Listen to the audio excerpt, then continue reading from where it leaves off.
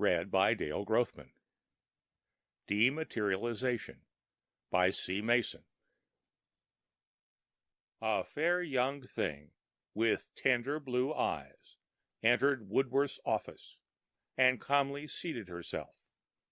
A glance at her portfolio impelled him to seek refuge in the cool brick vault of his neighbor across the passage, Parker, who called himself a banker. But the lady barred the way. "No," he said desperately, without waiting to be interrogated. "I don't want to subscribe for a history of the war, nor the lives of the candidates, nor picturesque anything."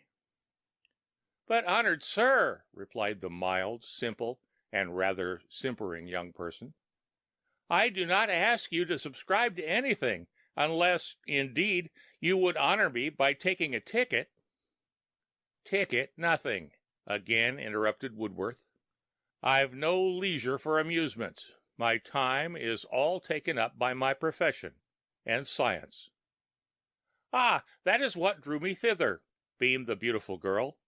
"I perceived by your sign that you were a lawyer, and I have heard that you are a member, a prominent one, of the Psychical Research Society. In one or both capacities, I think you can do me an inestimable service." Woodworth, touched at two vulnerable points, unbent.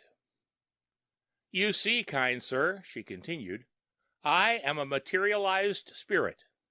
My manager, Mr. Stockton, who has stopped at the hotel—here is his card—called me forth from the spirit world by mistake for Martha Washington, with whom I was contemporaneous." Woodworth had noticed the antique style and courtly bearing of his visitor. "He delayed so long in endeavoring to correct his error," she went on, "that instead of remaining in the misty, indistinct form in which spirits are preferably presented, I became as thoroughly substantial as when I was before on earth, 146 years ago." "Upon my word, young lady, or venerable dame," the lawyer corrected with halting courtesy, "this is a very extraordinary statement. Do you not know that you render yourself liable for prosecution for obtaining money under false pretenses when you attempt to sell tickets on such a tale as that?" She smiled trustingly. "No, sir, I did not know that. Indeed, I am only beginning to learn the strange things of your wonderful century. But I like them very much. Though my familiarity with the distaff and spindle, the needle and quill pen, will no longer afford me a livelihood, I have an ardent longing to learn the sewing machine or the typewriter, and become a new woman. I am most anxious to resume the life prematurely cut short in 1770, in my 18th year, when I died from what was erroneously diagnosed as quinsy. I have reason to believe that had I been properly treated for diphtheria with an antitoxin serum, I should have lived to a good old age." "What is to prevent you from doing so now?" asked Woodworth, touched and interested immeasurably by his singular client.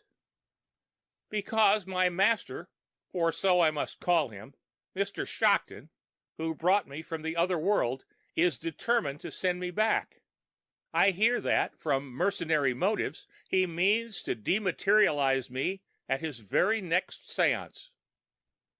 Woodworth hurriedly thought of all the known legal processes, but neither habeas corpus, ne exit, nor any other writ with which he was familiar, seemed a remedy against the peculiar form of extradition proposed by Stockton. Putting on his hat, he exclaimed, "You sit right there while I interview this tyrant, Miss—" "Amy Allwright was my name before," she answered sweetly.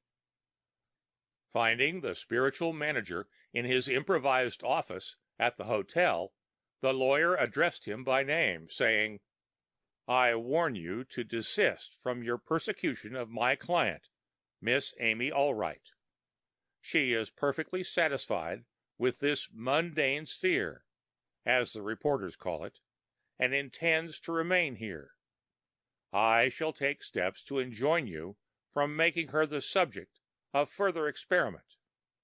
"Take a ticket," was Stockton's cordial response, thrusting out a card. $1, please. 7:30 this evening. We are going to dematerialize that chit this very night. And if it doesn't come off, call me all the liars you like. Next." "One moment, Mr. Stockton," said Woolworth severely. "I understand you to say that you intend to dematerialize, which I suppose means to disembody, to cause to disappear—" "Into thin air, evaporate, vamoose," answered the medium in a businesslike tone. "Cause to disappear a person now living. That, my dear sir, is murder." "Wrong," replied Stockton. "Who is this girl? Where does she hail from?" "She has been dead 146 years. Can't kill a person twice, you know. What good is she, anyhow? She's way behind the times. Can't even sell a ticket to her own dematerialization." "Then you are determined to dematerialize the lady again?" demanded Woodworth, somewhat demoralized. "Sure. Come and see for yourself. Take a ticket, and one for your wife." "I shall certainly come, with the police. You insist on making this preposterous experiment?" "Fact. But tell you what I'll do.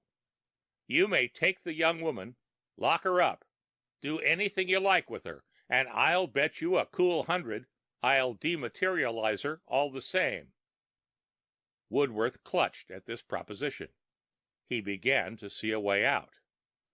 The Psychical Research Society was hastily summoned, in special session, and Amy Albright was introduced to President Barker and the members. Her frankness and timidity convinced the most skeptical among them that she, at least, was innocent of collusion with the medium. She appeared terribly to dread the threats of Stockton. "Oh, gentlemen," she pleaded, "put me underground. Put me in some strong place where it will be impossible to get at me. I'm so tired of being a spirit. Don't let me be dematerialized again." Provided with a lunch from the hotel wrapped in napkins, she was smuggled into Baker's Bank. It was dignified by that name in the village, and locked into its roomy old brick vault, and a committee signed an affidavit to that effect. Then all the psychical people attended Stockton's seance. It was very long and very mysterious. For 2 hours the audience, they could not be called spectators, sat in the darkness, listening to soft music and waiting for Amy Albright to appear. At last there came a gentle tapping. "Aha!" exclaimed Stockton. "She comes. Who goes there?" "The spirit of Miss Amy Albright, who died of the quinsy in 1770. "Are you in the flesh or in spirit?" "A spirit, alas! Oh, woe is me!" "There you are, gentlemen," said Stockton, switching on the light. "Now produce your Amy, if you can." The audience, led by the Psychical Research Committee, trooped back to Barker's Bank. Heavens, the man had won his bet. Amy had dematerialized after all. So had the contents of the bank.